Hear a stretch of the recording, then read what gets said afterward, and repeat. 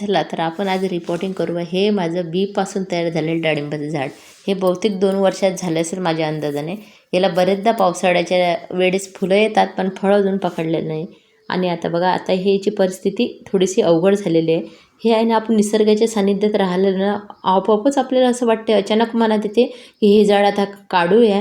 काय माहीत हे कसं होते, तर पण निसर्गाच्या सानिध्यात राहिल्याने बऱ्याच गोष्टी आपल्याला त्यांच्याबद्दल कळायला लागतात. आणि आता बघा, हे झाड इतकं फसलं होतं ना, त्याच्यामुळे याच्यात काय व्हायचं, मी पाणी द्यायची ना, 1-2 दिवस जर लेट झालं ना तर हे झाड पूर्ण सुकून जायचं. कारण जसं आपल्या शरीरात काही प्रॉब्लेम होते आणि ते आपलं अन्न पाणी बरोबर जात नाही आणि शरीराची परिस्थिती सुधारत नाही, तसंच ह्या झाडांचं असते.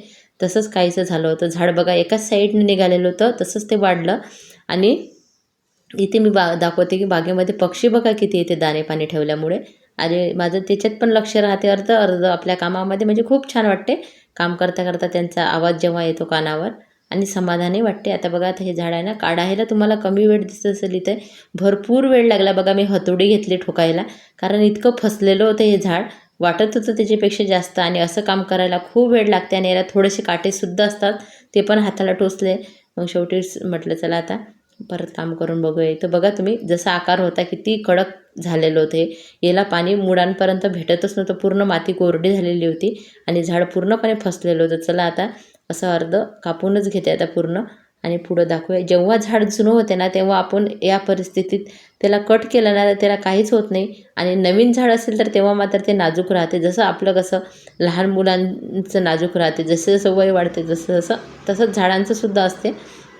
काही गोष्टी कळायला लागल्या ना, तेव्हापासून मी ह्या सगळ्या गोष्टी करायला आता घाबरत नाही. नाही तर पहिले झाड खराब होईल म्हणून खूप भीती वाटायची, पण आता व्यवस्थित जर आपण सर्व केलं ना, काळजी घेतली, तर झाड खराब होत नाही. हे झाड बघा बीपासून तयार झालेलं होतं. एक मी मोठं होऊ दिलं होतं. आणि मी असं पण म्हटलं होतं, काही झाडांना फळं नाही आले तर ग्रीन पण छान वाटतात आणि त्याच्यासाठी सुद्धा आपण ठेवावं. पण माझी आता अपेक्षा वाढली बाकीच्या झाडांना फळं येताना पाहून. आणि सुकलेले पानं माहिती आहे का, यावर्षी मी 10-12 कट्टे असे माझ्या बागेमध्ये आणले आणि ते कुठं गायब होतात तेच कळत नाही. इतकं बागकाम वाढलेलं आहे. मोठ्या मोठ्या ग्रोबॅग बघा, आता हे 24x24 इंचाचे ग्रोबॅग आणले. थोडंसं वेस्ट होतं किचन, ते पण जमा करून आणलं. पहिले मी सुकलेलं पानं टाकले, त्याच्यानंतर बघा खाली थोडेसे टाकलेलेच होते, कारण उन्हाळ्यात आहे ना मी अशा ग्रोबॅग आणून ठेवलेल्या आहे. कारण मला जेवढ्या जास्त तर नाही ठेवायच्या मोठ्या मोठ्या, कारण मग आपल्याला थोडंसं इकडे तिकडे न्यायला ग्रोबॅगचा प्रॉब्लेम होईल म्हणून. पण मी आता 4-5 बोलवल्या ना, त्या अशा मी काहून बोलवल्या उन्हाळ्यात, कारण इथं सुकलेले पानं भरपूर मला मिळत आहे. माझ्याकडे पण 2 मोठे मोठे झाडं आहे अंगणात.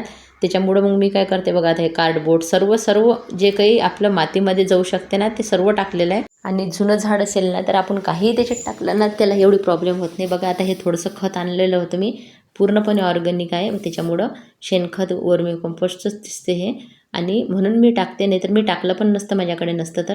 बघा, आता मी मध्ये झाड ठेवून घेतलं परत. आणि झाड ठेवल्यावर आता आजूबाजू मी परत सुकलेलं पानं टाकते आणि मातीसुद्धा थोडीशी टाकते. जे आपल्या कुंडीमधली निघाली तीच माती टाकते. आहे बघा सुकलेले पानं. आणि दुसरी हे ग्रो बॅग भरलेली होती ना, ती पण खाली केली. आणि आता अजून सगळे म्हणतात एवढे सुकलेल्या पानांचं काय करता. आतापर्यंत खरंच 10-12 कट्टे मी आणले आणि एकही माझ्याकडे राहिला नाही. बघा, मी झाडांना आधार देण्यासाठी अशी ईट ठेवली होती. या झाडाला लसूण वेल आहे. आणि आता त्या झाडाला सुद्धा आपण असं ठेवू शकतो, म्हणजे हवेनं हलणार नाही काही दिवस. त्याच्यासाठी बघा, असा एक प्रयोग करून आपण नवीन नवीन गोष्टी शिकत असतो. आणि आता मी काय करणार आहे, अजून याला थोडंसं कमीच आहे, झाड वर आलं, छोटीशी अशी प्रुनिंग करणार आहे, कारण आधीच हार्ड प्रुनिंग याची केलेली होती. आणि आता करते, कारण जमिनीत जर हे झाडं असतात ना बीपासून तयार, त्यांना जागा असते, मोकळे मोठे मोठे होतात. पण आपल्या कुंडीमध्ये त्यांना छोटंसं घर मिळते, त्याच्यामुळं त्यांची हे कामं करणं त्याच्यावर आवश्यक असते. त्याच्यामुळे फळं यायला मदत होते झाडांना आणि ग्रोथ पण खूप छान होते. आता बघा, हे थोडीच प्रुनिंग करते. आणि हे मी काय करते, जे काही झाडाचं निघेल ना, फळ फूल काही असं, मी त्याच ग्रो बॅगमध्ये टाकत असते साईडला. आणि हे पण त्याच्यातच टाकणार आहे अशा पद्धतीने. हे काम करायला बराचसा वेळ जातो, म्हणून तुम्ही आत्ताच माझ्या व्हिडिओला एक लाईक करून घ्या, कारण मला छान वाटण्यासाठी, बस बाकी काही नाही. आणि आता बघा, आता हे सर्व काम केल्यावर आहे ना, आता मी पुढं काय करते ते पण तुम्हाला दाखवते.